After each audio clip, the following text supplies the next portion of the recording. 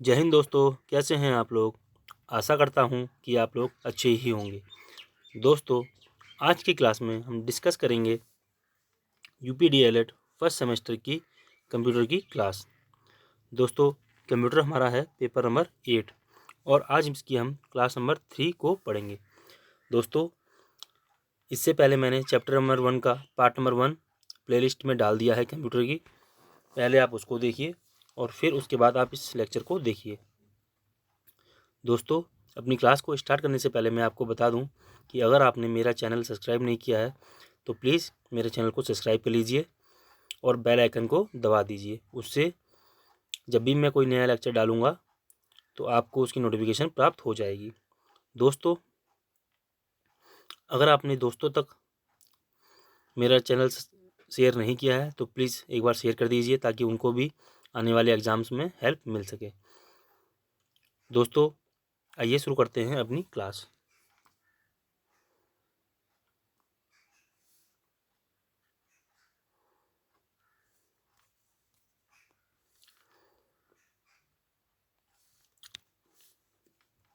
देखिए, आज हम डिस्कस करेंगे कंप्यूटर के बारे में।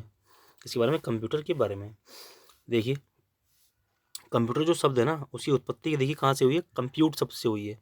किस शब्द से हुई है? कंप्यूट शब्द से। कंप्यूट, जिसको हिंदी में क्या कहते हैं? गणना करना। गणना करना, जैसे कि जोड़ना, घटाना, गुणा करना, भाग करना, यानी कि गणना करना। ठीक है दोस्तों, तो एक बार इंग्लिश में इसकी डेफिनेशन देख लेते हैं क्या है। Computer is an electronic device. देखिए, इसमें बहुत सारे छोटे छोटे कंपोनेंट लगे होते हैं, इसीलिए हम इसको क्या बोलते हैं? इलेक्ट्रॉनिक डिवाइस बोलते हैं। Which works according to the instruction given to it. कहने का तात्पर्य क्या है? यह दिए हुए निर्देशों के अनुसार कार्य करता है, यानी कि दिए हुए निर्देशों के अनुसार क्या करता है? कार्य करता है। ठीक है दोस्तों, आइए एक बार हिंदी में पढ़ लेते हैं क्या है। देखिए, कंप्यूटर एक ऐसी डिवाइस है जो किसी पर क्या है, जिस ये हटा दी, जो किसी प्रकार के डाटा पर कार्य करती है। यानी कि कोई भी डाटा है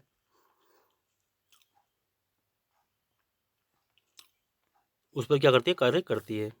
और डाटा को स्टोर करके, और जो डाटा उसे दिया गया है उसको क्या करती है? उसको स्टोर करती है और फिर उसकी क्या करती है? प्रोसेसिंग करती है। क्या करती है? प्रोसेसिंग करती है।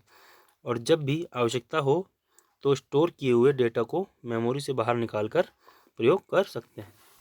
यानी कि इसमें देखिए क्या है, हम चीज़ों को स्टोर कर सकते हैं, उनको प्रोसेस कर सकते हैं और उनको बाद में अगर देखना हो तो देख भी सकते हैं।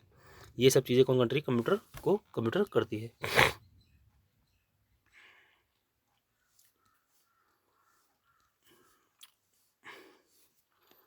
देखिए, एक डेफिनेशन और देखते हैं। कंप्यूटर क्या है? एक इलेक्ट्रॉनिक मशीन है। मैंने अभी आपको बताया, क्योंकि इसमें बहुत सारे छोटे छोटे कंपोनेंट लगे होते हैं, इसलिए इसको हम क्या कहते हैं? इलेक्ट्रॉनिक कंपोनेंट, इलेक्ट्रॉनिक मशीन कहते हैं। जो प्रविष्ट सूचनाओं एवं आंकड़ों, यानी कि क्या है? इनपुट, जो हमने क्या है कंप्यूटर को दिया है, यानी कि रॉ मटेरियल हम बोल सकते हैं, ठीक है ना, को इलेक्ट्रॉनिक रूप में स्वीकार करके, किस रूप में स्वीकार करते हैं? इलेक्ट्रॉनिक रूप में, यानी कि 0 और 1 की फॉर्म में, डिजिटल फॉर्म में, पूर्व संग्रहित निर्देशों के अनुसार। और जो उसमें पहले से हमने एप्लीकेशन या सॉफ्टवेयर डाला हुआ है उसके हिसाब से वो क्या करेगा? उसकी प्रोसेसिंग करेगी और उस प्रक्रिया कर उसकी प्रक्रिया कर वांछित परिणाम, यानी कि जो आप डिजायर्ड, यानी कि जो आप आउटपुट चाहते हैं वो आपको क्या करती है? आउटपुट प्रदान करती है।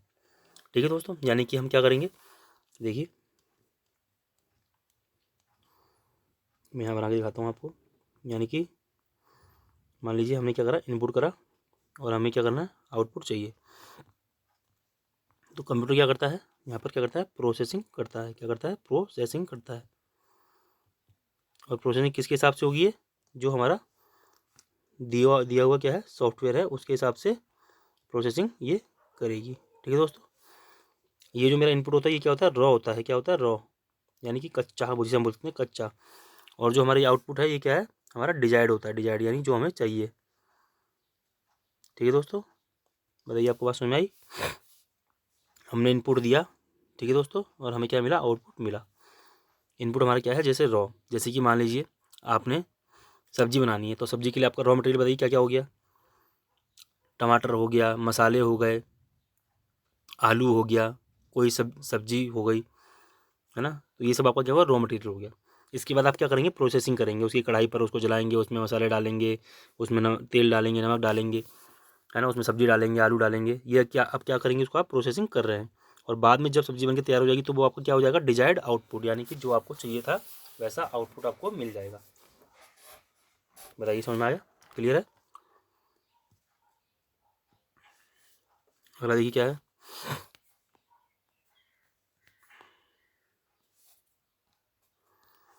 यह विद्युत के साथ साथ बैटरी से भी, क्या बोल रहा है देखिए, विद्युत के साथ साथ बैटरी से भी चल सकता है। यानी कि इसको हम लाइट से तो चला ही सकते हैं, एसी से, और बैटरी से भी चला सकते हैं। यानी कि बैटरी क्या देता है हमें, डीसी, यानी कि डायरेक्ट करंट देता है।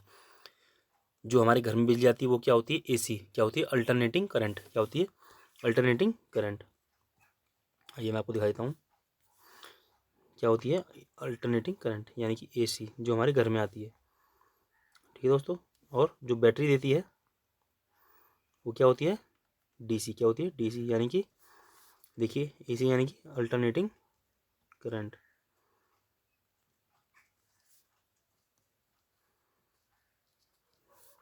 और डीसी यानी कि डायरेक्ट करंट। ठीक है दोस्तों, आइए देखते हैं अगला क्या है। देखिए क्या है, बैटरी के साथ साथ विद्युत से भी चल सकता है। यह कई प्रकार के उपकरणों को जोड़कर असेंबल, यानी कि इसमें बहुत सारे अलग पार्ट होते हैं, जैसे कि कीबोर्ड हो गया, माउस हो गया, सीपीयू हो गया, मॉनिटर हो गया, ऐसे इन सब पार्ट्स को हम आगे पढ़ेंगे।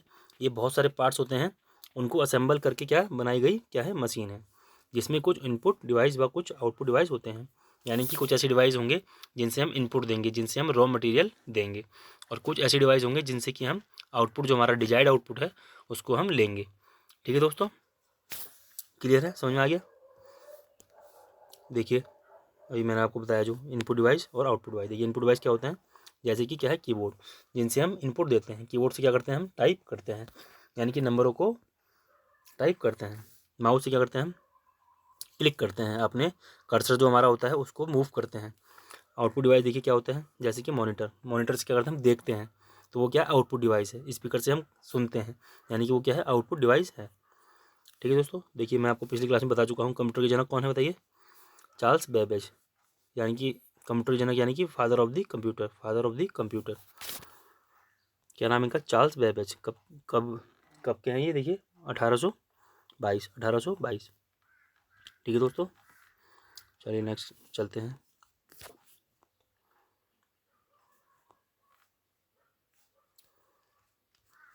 देखिए कंप्यूटर के विशिष्ट गुण।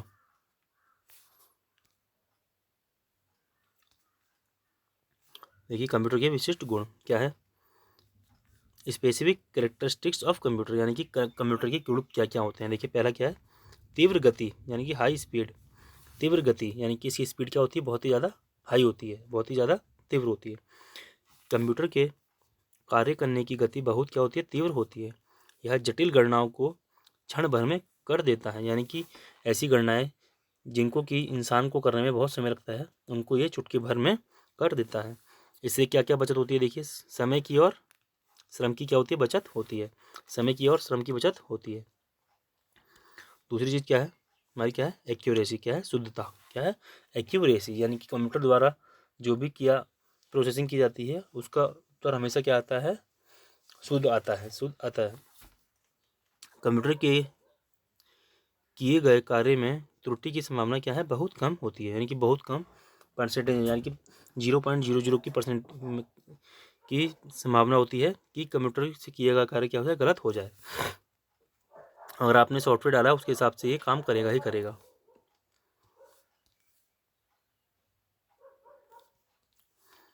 अगला देखिए क्या है, मेमोरी, क्या है, मेमोरी यानी कि स्मृति। मेमोरी यानी कि इसमें हम क्या कर सकते हैं, डेटा को सेव कर सकते हैं।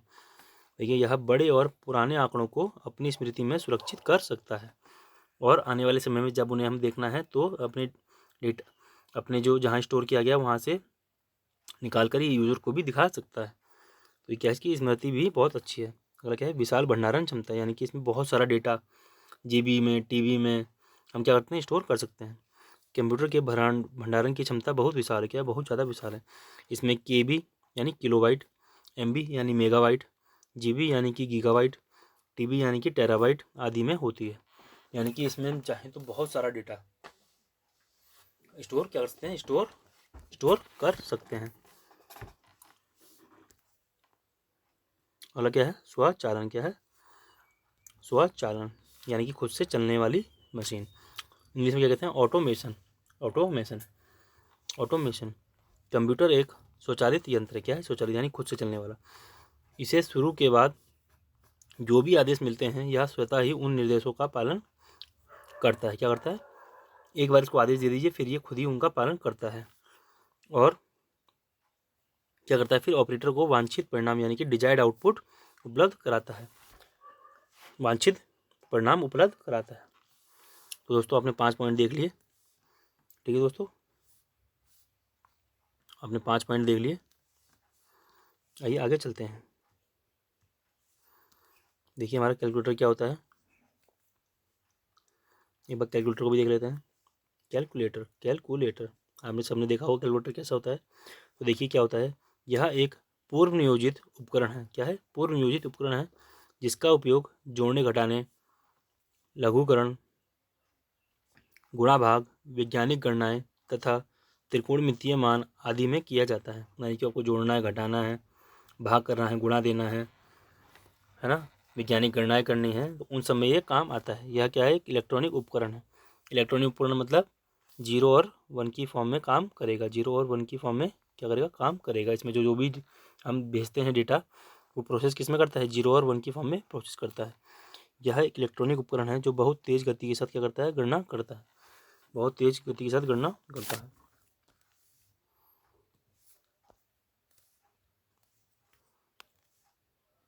आइए कुछ क्वेश्चन है। कंप्यूटर का शाब्दिक अर्थ क्या है, तो बताइए कंप्यूटर का शाब्दिक अर्थ क्या है, बताइए। गणक, कंप्यूटर, कैलकुलेटर या संगणक, तो बताइए क्या है, सोचिए क्या आंसर है।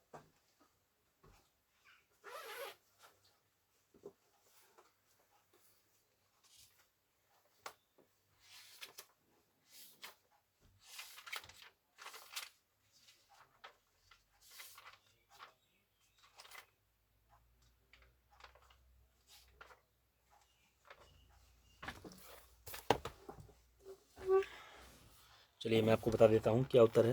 देखिए कंप्यूटर का शाब्दिक अर्थ होता है, मैंने पीछे पढ़ा था अभी, क्या, संगणक यानी कि गणना करने वाला। क्या, गणना करने वाला यानी कि संगणक। अगला क्वेश्चन देखिए क्या है, कंप्यूटर का मुख्य कार्य आंकड़ों को परिवर्तित करना है। ठीक है दोस्तों, अब देखिए कंप्यूटर का मुख्य काम क्या है, आंकड़ों को परिवर्तित करना है। किसमें लिनक्स में, यूनिक्स में, सूचना में या कोई नहीं। देखिए हमने अभी पहले भी पढ़ा कि डिजायर्ड आउटपुट में कन्वर्ट करता है, यानी कि सूचना में, जिससे हमें कुछ मिले, समझ में आए। तो किस में करता है बताइए, किस में परिवर्तित करता है, सूचना में परिवर्तित करता है। यानी कि इसका ऑप्शन क्या हो गया, सही, सी ऑप्शन इसका सही उत्तर हो गया।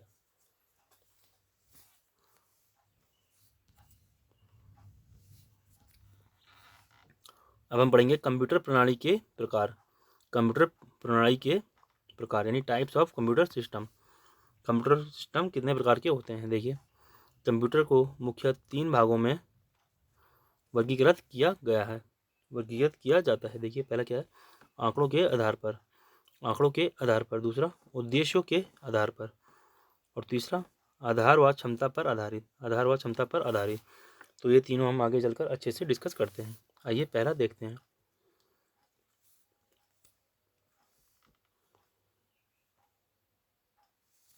देखिए पहला क्या है, आंकड़ों के आधार पर यानी based on data representation. Based on data representation कितने में कितने रुपए हैं, देखिए 3 वर्गों में है। पहला क्या है, देखिए analog computer. Analog computer English में क्या कहते हैं, एनालॉग कंप्यूटर। वे मशीन जो लगातार बदलने वाली भौतिक मात्रा यानी कि किसमें, भौतिक मात्रा और विद्युत मात्रा इत्यादि की गणना करके अंकों में व्यक्त करने का कार्य करती है। किसमें, अंकों में व्यक्त करने का कार्य करती है, उसे क्या कहते हैं, एनालॉग कहलाते हैं। जैसे कि हमारी, आपने देखा होगा जो पुरानी घड़ी आती थी जिसमें कि हमारी सुइयाँ होती हैं, वो हमारी क्या है, तरह से एक एनालॉग मशीन है। क्या है? एनालॉग मशीन है, यानी कि उसमें क्या है, उसमें इलेक्ट्रॉनिक सिस्टम नहीं है, उसमें क्या है, मैकेनिकल सिस्टम लगा हुआ है। उन्हीं को हम कहते हैं एनालॉग कंप्यूटर। ठीक है दोस्तों, उन्हीं को क्या क्या कहते हैं? एनालॉग कंप्यूटर कहते हैं। आइए आगे चलते हैं। इसके बाद देखिए क्या है, digital computer. Digital computer, digital computer English में डिजिटल कंप्यूटर, वे मशीन जो इनपुट डाटा को डिजिट्स यानी किसमें, 0 और 1 में, किसमें, 0 और 1 में के रूप में लेता है और आउटपुट को मल्टीपल फॉर्म में देने की क्षमता रखता है। उन्हीं को हम क्या कहते हैं? डिजिटल कंप्यूटर कहते हैं। जैसे कि आपकी स्मार्ट वॉच आती है, जिसमें कि इलेक्ट्रॉनिक फॉर्म में, डिजिटल फॉर्म में हमारी क्या है कि स्क्रीन होती है और उसमें टाइम दिखाई देता है। जैसे कि आपका कंप्यूटर हो गया, जैसे कि आपका मोबाइल हो गया, ये क्या है, आपके डिजिटल कंप्यूटर है। इनमें सब भी क्या होता है, 0 और 1 की फॉर्म में डेटा को प्रोसेस किया जाता है। ठीक है दोस्तों, इसमें देखिए इनपुट क्या होता है, 0 और 1। इनपुट क्या होता है, 0 और 1, जबकि आउटपुट क्या होता है, ऑडियो या वीडियो, ऑडियो या वीडियो या पिक्चर भी कह सकते हैं, ऑडियो या वीडियो। ठीक है दोस्तों,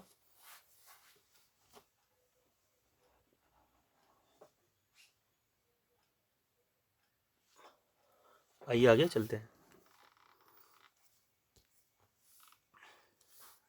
देखिए क्या है, डिजिटल कंप्यूटर से प्राप्त परिणाम की विश्वसनीयता काफ़ी ज़्यादा होती है। यानी कि जो एनालॉग मशीन है और जो डिजिटल मशीन है, उनमें ज़्यादा विश्वसनीयता किसकी है, डिजिटल मशीन की है, तथा गलती की संभावना कम होती है। जबकि गलती की कम संभावना भी डिजिटल मशीन में कम होती है और एनालॉग में क्या होती है, थोड़ी ज़्यादा होती है। आपने देखा होगा जो पुरानी घर में घड़ियाँ लगी होती हैं, एनालॉग वाली घड़ियाँ, वो बहुत समय जब चलती हैं तो धीरे धीरे पीछे होने लग जाती हैं, यानी कि उनमें एक्यूरेसी क्या है, कम है। जबकि ऐसा डिजिटल मशीन में ऐसा कुछ भी नहीं है, बिल्कुल एक्यूरेट टाइम बताती है। यह मैथमेटिकल तथा लॉजिकल दोनों प्रकार के कैलकुलेशन बिल्कुल शुद्धता के साथ करने में सक्षम है। क्या, डिजिटल जो कंप्यूटर हैं, मैथमेटिकल और लॉजिकल दोनों प्रकार की कैलकुलेशन बिल्कुल शुद्धता के साथ करने में क्या है, सक्षम है। ठीक है दोस्तों, आगे चलते हैं। अब हम डिस्कस करेंगे हाइब्रिड कंप्यूटर के बारे में, हाइब्रिड कंप्यूटर के बारे में। तो दोस्तों देखिए, हाइब्रिड कंप्यूटर क्या होते हैं? हाइब्रिड कंप्यूटर, यह कंप्यूटर एनालॉग तथा डिजिटल दोनों प्रकार के कैलकुलेशन करने की क्षमता रखते हैं। यानी कि ऐसे कंप्यूटर जिनमें एनालॉग सिस्टम भी होता है और डिजिटल सिस्टम भी होता है, ऐसे कंप्यूटर को हम बोलते हैं हाइब्रिड कंप्यूटर। यह कंप्यूटर जटिल गणनाएं कुछ सेकंड्स में करने में सक्षम होते हैं। यानी कि जो जटिल समस्याएं हैं उनको ये बहुत ही कम समय में सॉल्व कर देता है। इनका उपयोग मुख्य रूप से विज्ञान तथा प्रौद्योगिकी यानी साइंस एंड टेक्नोलॉजी, विज्ञान एवं प्रौद्योगिकी के क्षेत्र में किया जाता है, यानी साइंस एंड टेक्नोलॉजी के क्षेत्र में किया जाता है।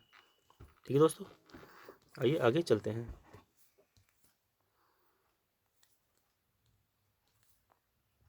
देखिए ये हमारे जो तीन थे, क्या क्या तीन थे, एनालॉग, डिजिटल और हाइब्रिड, ये हमारा खत्म हो गया। अगला जो हमारा है उद्देश्य के आधार पर, उद्देश्य के आधार पर, यानी कि based on purpose, based on purpose, based on purpose, based on purpose. देखिए कितने वर्गों में है, दो वर्गों में। कितने वर्गों में, दो वर्गों में। सबसे पहले क्या है, समान सामान्य उद्देश्य, सामान्य उद्देश्य यानी कि जर्नल पर्पस, जर्नल पर्पस। देखिए क्या है, इस तरह के कंप्यूटर को सामान्य कार्यों को करने के लिए बनाया गया है। यानी कि जो हमें सामान्य काम करने हैं, या मान लीजिए हमें वर्ड फाइल बनानी है, या कोई पेंट करना है, या कोई पीपीटी बनानी है, ऐसे काम करने के लिए हमें जनरल पर्पस कंप्यूटर बनाए, करने के लिए बनाए। इन्हें कहाँ कहाँ यूज़ करते हैं, देखिए घर में, स्कूल में, ऑफिस में इस्तेमाल करते हैं। घर में, स्कूल में और ऑफिस में इस्तेमाल करते हैं। आदि के कार्य को आसानी से कर सकने के लिए बनाया जाता है, बनाया जाता है। इन्हें डाटा, देखिए आगे क्या बोल रहे हैं, इन्हें डाटा, इन्हें डाटा, इन्हें डाटाबेस, इसके आगे डाटा ले लीजिए जो आपका वो पीछे लाइन में छूट गया है। इन्हें डाटाबेस तैयार करना, सूचनाएं प्राप्त करना, वर्ड प्रोसेसिंग आदि कार्य सामान्य रूप से करने के लिए बनाया जाता है। क्या कह रहा है, सूचनाएं प्राप्त करना, वर्ड प्रोसेसिंग आदि कार्य सामान्य रूप से करने के लिए बनाया जाता है। ये क्या मेरे हैं, सामान्य उद्देश्य कंप्यूटर है। अगला मेरा है विशिष्ट उद्देश्य कंप्यूटर, विशिष्ट उद्देश्य कंप्यूटर। देखिए क्या है, यानी कि स्पेशल पर्पस जो है, स्पेशल यानी कि जो एक ही फील्ड में उपयोग किए जाते हैं। ये कंप्यूटर किसी खास कार्यों के लिए डिज़ाइन किए जाते हैं, किसी खास कार्य के लिए डिज़ाइन किए जाते हैं, जिससे इसकी कार्य क्षमता उसी कार्य के अनुकूल होती है, जिससे इसकी कार्य क्षमता उसी कार्य के अनुकूल होती है। जैसे कि मैं आपसे कहूँ कि मेरी अल्ट्रासाउंड मशीन है, तो वो भी एक डिजिटल मशीन है, लेकिन वो क्या है, अल्ट्रासाउंड मशीन सिर्फ स्पेशल अल्ट्रासाउंड करने के लिए ही कार्य में उपयोग लाई जाती है। ठीक है दोस्तों, जैसे कि मैं आपसे कहता हूँ स्पीड नापने की मशीन है, तो वो क्या है, उसका एक विशिष्ट कार्य है कि वो सिर्फ स्पीड ही नापेगी और कुछ नहीं करेगी। ठीक है दोस्तों, देखिए इसके हार्डवेयर और सॉफ्टवेयर भी ज़रूरत के अनुसार बनाए जाते हैं, यानी कि इसके हार्डवेयर भी स्पेशल और सॉफ्टवेयर भी जो उसमें डलेगा वो एक स्पेशल होगा, वो सिर्फ वही काम करेगा जिसके लिए वो डिज़ाइन किया गया है। जैसे इसका उदाहरण क्या है, देखिए एटीएम मशीन, यानी कि सिर्फ पैसे निकालने के लिए ही इसमें सिस्टम बनाया गया है एटीएम मशीन में। जैसे कि क्या है, देखिए CT scan machine, CT scan machine, CT scan machine. और क्या है अगला, petrol vendor machine, petrol vendor, आपने देखा होगा जो पेट्रोल और डीजल जब हम लेने जाते हैं पेट्रोल पंप में, तो मेरा क्या है, वहाँ पर मशीन लगी होती है, उसको हम कहते हैं पेट्रोल वेंडर मशीन। अगला है एमआरआई मशीन, यानी कि एमआरआई करने के लिए जो मशीन है उसको बोलते हैं एमआरआई मशीन। ये मेरे सब क्या है, विशिष्ट उद्देश्य करने के लिए बनाई गई हैं। आइए आगे चलते हैं। देखिए मेरे दोनों खत्म हो गए, सामान्य और विशिष्ट दोनों खत्म हो गए।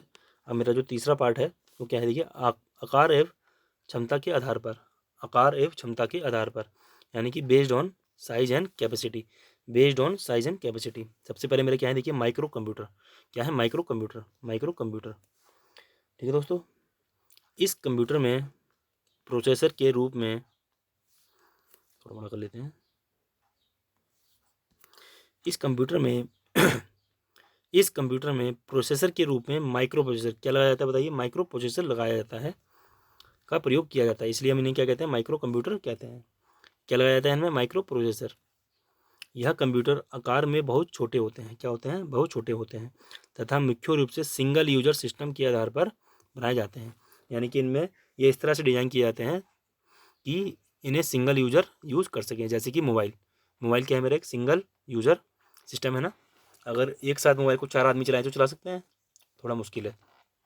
ठीक है दोस्तों, तो ये मेरा क्या है, सिंगल यूजर सिस्टम होते हैं। उदाहरण जैसे क्या है, देखिए एप्पल मैक, आई मैक, अगला क्या है, IBM आदि, ये मेरे क्या है, उदाहरण कुछ हैं।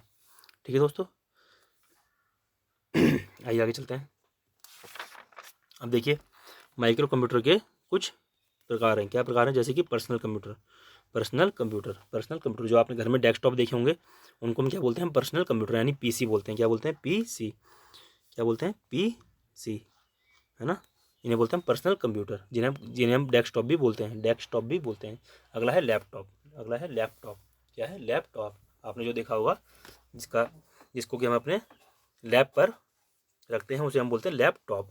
अगला है palm top, palm top, palm top यानी हथेली, यानी कि हथेली, हथेली पर जो चलने वाले डिवाइस होते हैं उन्हें बोलते हैं पाम टॉप, जैसे कि मोबाइल या टैबलेट, जैसे कि मोबाइल या टैबलेट।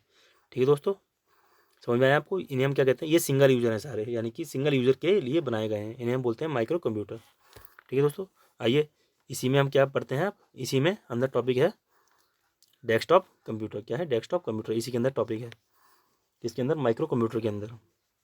देखिए क्या बोल रहा है, यह एक पर्सनल कंप्यूटर होता है, क्या होता है, सबसे पहली चीज़ डेस्कटॉप क्या होता है, एक पर्सनल कंप्यूटर होता है। यह माइक्रो कंप्यूटर का ही एक क्या है, रूप है, माइक्रो कंप्यूटर का ही एक क्या है, रूप होता है।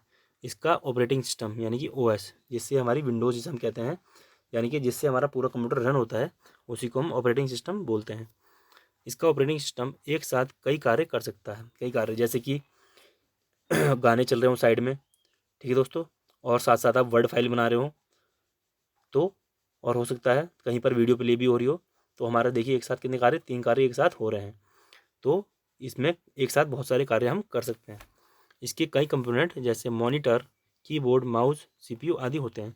इसके बहुत सारे कंपोनेंट क्या है, जैसे कि मॉनिटर जिसमें हम देखते हैं, कीबोर्ड जिससे हम टाइप करते हैं, माउस जिससे हम कर्सर को मूव करते हैं, और CPU जो उसका क्या है, मेन, जिसमें इसमें सारा क्या होता है, प्रोसेसिंग सिस्टम जिसमें चलता है, जिसमें माइक्रो प्रोसेसर, रैम वगैरह सब कुछ लगता है, उसे हम बोलते हैं CPU, यानी कि सेंट्रल प्रोसेसिंग यूनिट। क्या बोलते हैं, CPU, सेंट्रल प्रोसेसिंग यूनिट। ठीक है। तो इनको हम सब अच्छे से आगे डिस्कस करेंगे। अभी आप बस ये देखिए जो मेन मेरे टाइप क्या है। आइए इसके बाद अगला देखिए क्या है।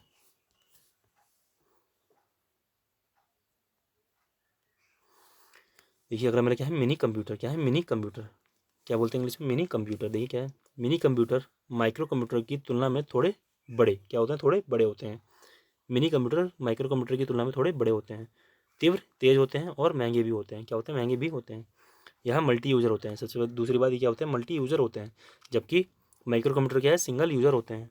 और मिनी कंप्यूटर क्या है, मल्टी यूज़र होते हैं। जो बड़ी कंपनियों व ऑफिस में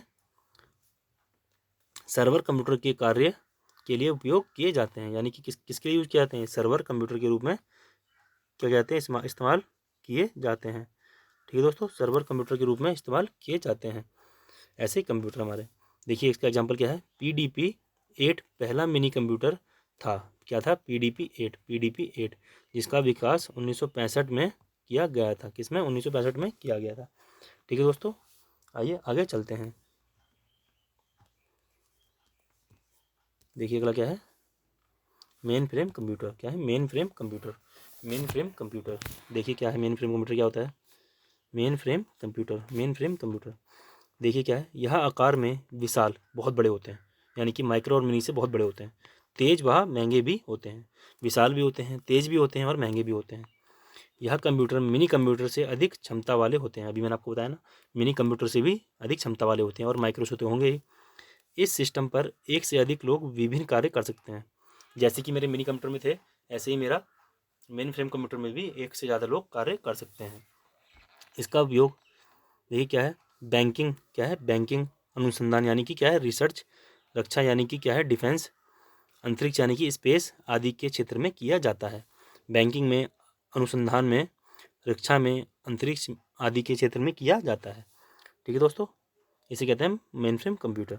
इसमें देखिए, इसमें इनमें 2 से 256 कंप्यूटर टर्मिनलों को जोड़ा जा सकता है। कितने, 2 से 256 कंप्यूटर टर्मिनल को, मतलब एक साथ 256 कंप्यूटर आप लगा सकते हैं। इसका उदाहरण देखिए क्या है, IBM 370, IBM 370।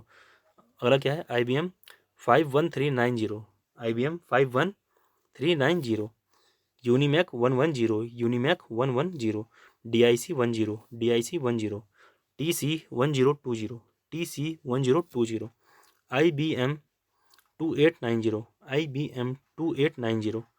अगला क्या है, हिताची 2800, हिताची 2800। ठीक है दोस्तों, आइए आगे चलते हैं। अब हम डिस्कस करेंगे हमारे सुपर कंप्यूटर के बारे में। सुपर कंप्यूटर के बारे में, सुपर कंप्यूटर। सुपर कंप्यूटर की क्या है, संग्रहण क्षमता एवं गति अत्यधिक होती है। यानी कि सबसे ज़्यादा तेज जो होती है ना, स्पीड और एक्यूरेसी किसकी होती है, सुपर कंप्यूटर की होती है। यानी कि मिनी कंप्यूटर हो, माइक्रो कंप्यूटर हो, मेन फ्रेम कंप्यूटर हो, इन सबसे तेज क्या होता है, सुपर कंप्यूटर मेरा होता है। इनमें अनेक CPU तथा माइक्रो प्रोसेसर लगे होते हैं। जहाँ पर आपने देखा होगा माइक्रो कंप्यूटर में एक माइक्रो प्रोसेसर लगा होता है, उसी तरह सुपर कंप्यूटर में बहुत सारे माइक्रो प्रोसेसर क्या लगे होते हैं, बहुत सारे माइक्रो प्रोसेसर लगे होते हैं। सुपर कंप्यूटर की गति डेस्कटॉप की तुलना में लाखों गुना तेज है। यानी कि देखो आप, डेस्कटॉप जो मेरा नॉर्मल सिंगल यूजर जो होता है, मेरा क्या है, माइक्रो कंप्यूटर है, उसकी स्पीड से लाखों गुना स्पीड तेज होती है किसकी, सुपर कंप्यूटर की। ठीक है दोस्तों, आइए इनके हम कुछ एग्जांपल देखेंगे। इनका प्रयोग मौसम की भविष्यवाणी यानी कि रिसर्च में की जाती है। यानी कि मौसम की भविष्यवाणी में जटिल वैज्ञानिक यानी कि बहुत कठिन जो होते हैं, जटिल वैज्ञानिक व शोध प्रयोगशालाओं में, यानी कि जैसे DRDO हो गया, मेरा इसरो हो गया, है ना, जो स्पेस में देखते हैं, तो ऐसी गणनाओं को करने के लिए मेरे ये कंप्यूटर मेरे लगते हैं। उपग्रह विज्ञान में करते हैं। इनके उदाहरण देखिए क्या है, परम 8000। क्या है, परम 8000, परम 8000 भी। परम 8000 किसका है बताइए, भारत का है। और ये कब लॉन्च हुआ था, 1991 में, 1991 में। अगला आया था परम 10,000, परम 10,000, ये कब लॉन्च हुआ था बताइए, 1998 में, 1998 में। ठीक है दोस्तों, आइए अब हम क्या करते हैं, कुछ जो हमारे क्या है, ऐसे कुछ क्षेत्र हैं जहाँ हमारे कंप्यूटर इस्तेमाल किए जाते हैं, उनको हम देख लेते हैं।